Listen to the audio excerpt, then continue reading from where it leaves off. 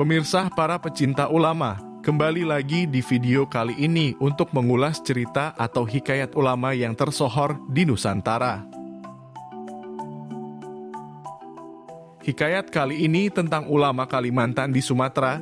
Simak kisah selengkapnya. Di Kabupaten Indragiri Hilir, tepatnya di Desa Teluk dalam Kecamatan Kuala Indragiri, terdapat sebuah makam yang dikeramatkan. Makam tersebut adalah makam Syekh Abdurrahman Siddiq Al-Banjari atau yang lebih dikenal dengan sebutan Tuan Guru Sapat. Makam Tuan Guru berdarah Banjar ini memang diakui memiliki daya tarik religius yang sangat kuat. Tidak hanya saat diperingati haulnya setiap tahun oleh masyarakat, namun di hari-hari biasa juga terus didatangi oleh jamaah atau wisatawan dari berbagai pelosok Nusantara hingga negara tetangga. Tuan Guru Syekh Abdurrahman Siddiq merupakan seorang ulama besar Indragiri Hilir kelahiran dalam Pagar, Martapura, Kalimantan Selatan pada tahun 1857 dan meninggal di Sapat, Kuindra, Kabupaten Inhil, Riau 10 Maret 1930. Syekh Abdurrahman Siddiq adalah seorang ulama dari etnis Banjar keturunan ulama besar bernama Syekh Arsyad Al-Banjari atau yang familiar disebut Datu Kalampayan.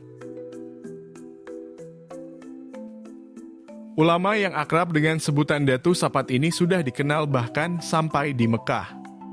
Karena dirinya juga menjadi pengajar di Masjidil Haram dan memiliki murid yang tersebar sampai ke Singapura, Malaysia, Jambi, Palembang, dan Kalimantan.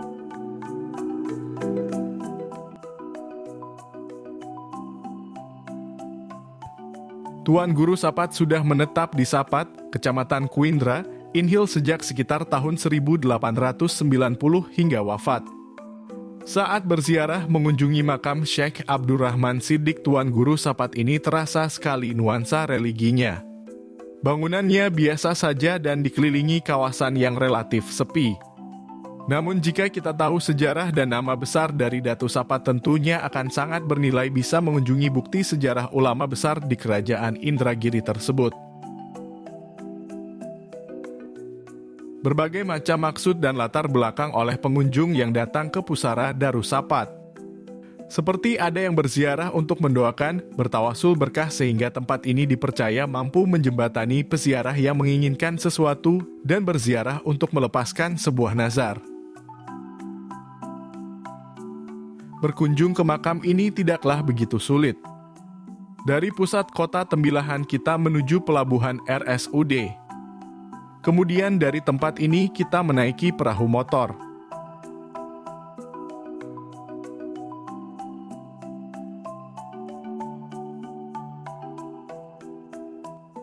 Sekilas tentang Datu Sapat, dia dilahirkan di masa Kesultanan Banjar Sultan Adam Al-Watsik Billah tahun 1857.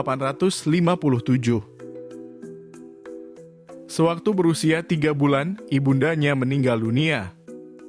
Kemudian diasuh oleh saudara perempuan ibu beliau yang bernama Saidah. Tak lepas juga dirinya dipelihara oleh sang kakek yaitu Mufti Lamak Pagatan. Saat wafat, beliau diasuh oleh neneknya yang lamah. Ummu Salamah adalah perempuan yang alim dan suka beribadah. Dalam pemeliharaannya, Datuk Sapat kecil dididik dan diajari membaca Al-Quran. Setelah dewasa, beliau belajar kepada guru-guru yang ada di dalam pagar Martapura.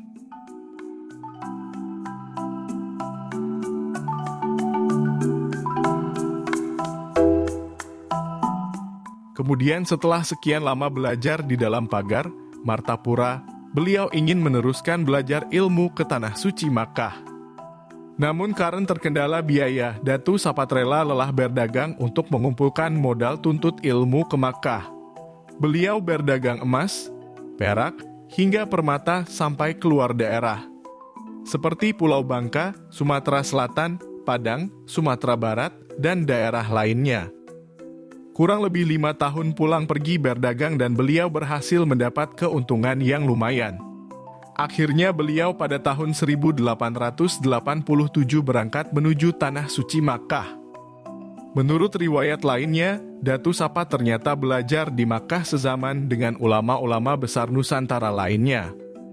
Beliau bermukim di Makkah kurang lebih selama 7 tahun, 5 tahun belajar dan 2 tahun mengajar di Masjidil Haram.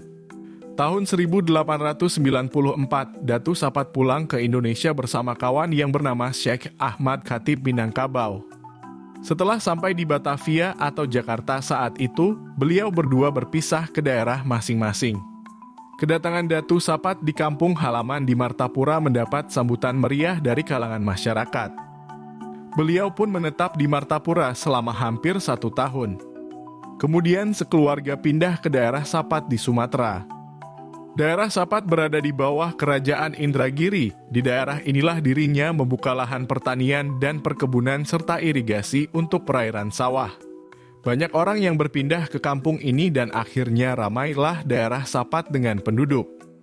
Sebagai ulama, beliau berkewajiban memberi nasihat kepada masyarakat. Hingga ramailah di kampung Sapat dengan pengajian ilmu agama yang beliau pimpin. Setelah sekian lama, akhirnya nama beliau menjadi masyhur di pelosok kerajaan Indragiri. Hingga suatu hari, datanglah utusan dari istana menemui Datu Sapat. Beliau diminta datang ke istana Sultan di Rengat. Datu Sapat pun menerima dan bersedia.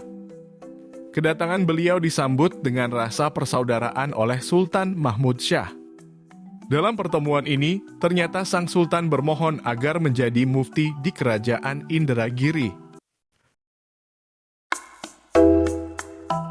Awalnya Datu Sapat menolak, namun Sultan memohon berdasarkan kepentingan umat. Akhirnya Datu Sapat mengabulkan permohonan Sultan ini. Sebelumnya beliau juga pernah diminta menjadi mufti oleh Al-Habib Utsman bin Yahya. Saat itu beliau diminta menjadi mufti di Batavia, namun ia menolak halus. Menurut keturunan dari Datuk Sapat, beliau selama menjadi mufti tak pernah memakai gaji dari jabatan tersebut. Gaji itu ia bagi-bagikan kepada orang yang memerlukan. Adapun keperluan sehari-hari beliau dapatkan dari sawah dan perkebunan beliau sendiri. Bahkan untuk tanggung keperluan hidup muridnya. Sekian lama di Indragiri, Datu Sapat juga sempat pulang ke tanah leluhurnya di kampung Martapura. Beliau berziarah ke makam datunya, yakni Syekh Muhammad Arsyad Al-Banjari. Demikian penuturan yang dapat dihimpun dari sejumlah sumber, semoga bermanfaat dan menambah kecintaan kita terhadap ulama. Amin ya robbal alamin.